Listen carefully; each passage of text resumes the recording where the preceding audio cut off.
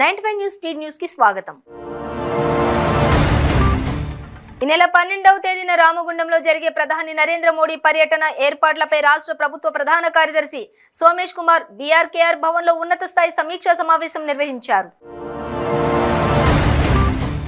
సికింద్రాబాద్ ముషీరాబాద్ లో south zone task force పోలీసులు సోదాలు నిర్వహించారు. పెద్ద ఎత్తున పేలుడు పదార్థమైన కాల్షియం కార్బన్ డయాక్సైడ్ సీజ్ చేసిన సౌత్ జోన్ టాస్క్ ఫోర్స్ పోలీసులు ఓ వ్యక్తిని అదుపులోకి తీసుకున్నారు. మచిలీపట్నం జెడ్పీ సర్వసభ్య సమావేశంలో ఎన్టీఆర్ జిల్లా 108 సర్వీసెస్ కోఆర్డినేటర్ పై మాజీ మంత్రి స్థానిక ఎమ్మెల్యే పేర్ని నాని ఫైర్ అయ్యారు. అధికారికంగా నిర్వహించిన సమావేశానికి గైర్హాజరు కావడంపై మండిపడ్డారు. ప్రత్తిపాడు అమలాపురం నియోజకవర్గాలకు చెందిన జనసేన పార్టీ క్రియాశీలక సభ్యులు ప్రమాదవశాత్తు మరణించగా వారి కుటుంబ సభ్యులకు 5 లక్షల రూపాయల చొప్పున బీమా చెక్కులను కాకినాడలోని జనసేన పార్టీ ఆఫీసులో అందజేశారు. అన్నమయ్య జిల్లా నందలూరు మండలంలోని రోడ్డు ప్రమాదం చోటు చేసుకుంది. ఈ ప్రమాదంలో సుబ్రహ్మణ్యం అనే వ్యక్తి అక్కడికక్కడే దుర్మరణం చెందాడు. దీనిపై పోలీసులు విచారణ చేపట్టారు. జనసేన అధినేత పవన్ కళ్యాణ్ పై దాడి చేయాలని చూస్తే జనాగ్రహానికి గురికాక తప్పదని జనసేన నేతలు హెచ్చరించారు. కడప జిల్లా రైల్వే కోడూరులో జన సైనికులు ధర్నాకు దిగారు. పవన్ కళ్యాణ్ ఇంటి చుట్టూ రెక్కి నిర్వహించడం దారుణమన్నారు. అనంతవరంలో ఏఐఎస్ఎఫ్ విద్యార్థి సంఘాల నేతలు ధర్నాకు దిగారు. జిల్లా డిఈఓ శామ్యూల్ బదిలీని తక్షణమే ఆపాలని డిమాండ్ చేస్తూ అంబేద్కర్ విగ్రహం వద్ద ధర్నా చేపట్టారు. శ్రీ సత్యసాయి జిల్లా పుట్టపర్తి జిల్లా కేంద్రంలోని సూపర్ స్పెషాలిటీ ఆసుపత్రి క్వార్టర్స్ లో అగ్ని ప్రమాదం సంభవించింది.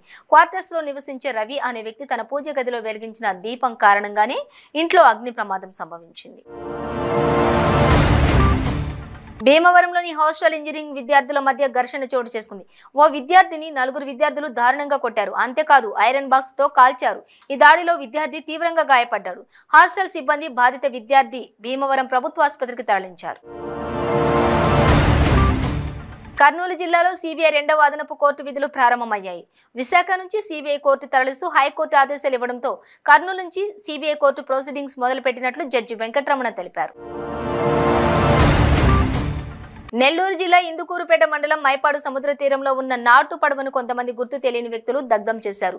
అర్ధరాత్రి సమయంలో ప్రవేశించిన కొంతమంది వ్యక్తులు గుట్టుగా పడవకు నిప్పిపెట్టారు. ప్రభుత్వ వైఫల్యాలను ఎత్తి చూపుతున్న అయ్యన్న పాత్రుడి కుటుంబంపై జగన్ కక్ష సాధింపు చర్యలకు పాల్పడుతున్నారని టీడీపీ నేతలు విమర్శించారు. అర్ధరాత్రి పాతబస్తీ ఫలక్నామా పోలీస్ స్టేషన్ పరిధిలో జహానుమా రోడ్లో ఓ కాఫీ యజమానిపై కొందరు గుర్తు తెలియని వ్యక్తులు దాడికి పాల్పడ్డారు. ఉద్దర ఇవ్వనందుకు తనపై దాడి చేశారని కాఫీ షాప్ యజమాని తెలిపారు. తిరుమల తిరుపతి దేవస్థానం చైర్మన్ వైవి సుబ్బారెడ్డి, రాజ్యసభ సభ్యులు విజయసాయిరెడ్డి విశాఖ శ్రీ శారదా పీఠాన్ని సందర్శించారు. రాజశ్యామల అమ్మవారి ఆలయంలో ప్రత్యేక పూజలు నిర్వహించారు. గుంటూరు జిల్లా తెనాలి బస్టాండ్ అవుట్ గేట్ దగ్గర గంజాయి అమ్ముతున్న 4 వ్యక్తులను 2 టౌన్ పోలీసులు అరెస్ట్ చేశారు. వారి వద్ద నుంచి 1 కేజీ గంజాయి, మారుతి సుజుకి కారును స్వాధీనం చేసుకున్నారు. 3 రాజధానులు జగన్ కోరుకున్న అభివృద్ధి శంకారావమని శ్రీకాకుళం వైసీపీ నేత కిల్లి కృపారాణి అన్నారు. అన్ని ప్రాంతాలను సమన్వయం చేయడానికి 3 రాజధానుల నిర్ణయం తీసుకున్నారన్నారు. ప్రధానమంత్రి నరేంద్ర మోదీ ఈ నెల 11, 12 తేదీల్లో విశాఖ పర్యటనకు వచ్చి పలు అభివృద్ధి కార్యక్రమాలకు శంకుస్థాపన చేస్తారని బీజేపీ ఎమ్మెల్సీ మాధవ్ తెలిపారు. విశాఖ కేంద్రంగా కొత్త రైల్వే జోన్ కు శంకుస్థాపన చేస్తారన్నారు. కాకినాడ జిల్లా అన్నవరం ప్రముఖ పుణ్యక్షేత్రం శ్రీ వీర వెంకట సత్యనారాయణ స్వామి వారి దేవస్థానంలో కార్తీక మాసంలో తెప్పోత్సవానికి రంగం సిద్ధమైంది. ఇంజనీరింగ్ విద్యార్థుల ఘర్షణ విషయంపై ఎస్ఆర్కేఆర్ కాలేజీ ప్రిన్సిపల్ స్పందించారు.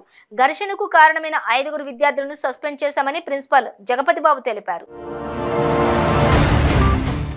భావనపాడు పోర్టు ప్రభావిత గ్రామాల్లోని రైతులకు ఎకరాకు 25 లక్షలు చెల్లించేందుకు ప్రభుత్వం అంగీకరించిందని, దీనికి రైతులు సంతృప్తి వ్యక్తం చేశారని రెవెన్యూ మంత్రి ధర్మాన ప్రసాదరావు చెప్పారు. పుట్టపర్తి జిల్లా ఎస్పీ రాహుల్ దేవ్ సింగ్ ఆదేశాల మేరకు కొత్త చెరువు దర్గా వెనకాల క్రికెట్ బెట్టింగ్ స్థావరంపై దాడి చేసి నిర్వాహకులను అరెస్ట్ చేసినట్లు పుట్టపర్తి రూరల్ సీఏ జయానాయక్ తెలిపారు. జనసేన పార్టీ అధినేత పవన్ కళ్యాణ్ పై రెక్కి నిర్వహించిన వారిపై చర్యలు తీసుకోవాలని డిమాండ్ చేస్తూ నిర్మల్ జిల్లా భైంసా పట్టణంలో ఉమ్మడి ఆదిలాబాద్ జిల్లా నాయకులు సుంకేటి మహేష్ ఆధ్వర్యంలో నిరసన వ్యక్తం చేశారు. కామారెడ్డి జిల్లా రామారెడ్డి మండలం తహసీల్దార్ కార్యాలయంలో ఏసీబీ అధికారులు దాడి చేసి ఓ రైతు నుంచి లంచం తీసుకున్న కంప్యూటర్ ఆపరేటర్ లక్ష్మణ్, ఇన్ఛార్జ్ తహసీల్దార్ మానసలను రెడ్ హ్యాండెడ్ గా పట్టుకున్నారు. జగిత్యాల జిల్లా మెట్పల్లి పట్టణంలో కిడ్నాప్ కలకలం సృష్టించింది. కరాటే క్లాస్ కు వెళ్లిన విద్యార్థిని కొంతమంది దుండగులు కిడ్నాప్ చేసి మెట్పల్లి నుండి 6 కిలోమీటర్ల దూరంలో వదిలి వెళ్లారు.